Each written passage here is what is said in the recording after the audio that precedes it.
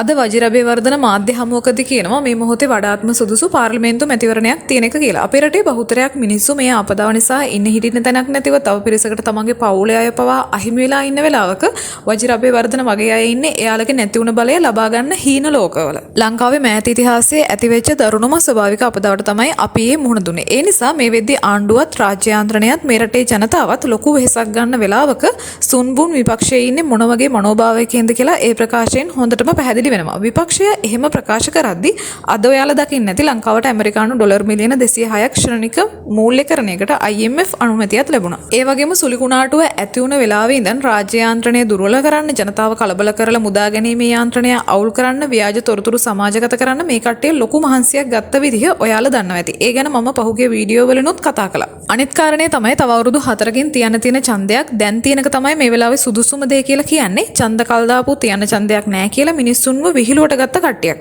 වර්තමාන ආණ්ඩුව බලයට ඇවිත් තමයි එදා ඒ රනිල් වික්‍රමසිංහ බොරුවට සල්ලි නැහැ කියලා කල් දාපු ඡන්දෙත් තිබ්බේ.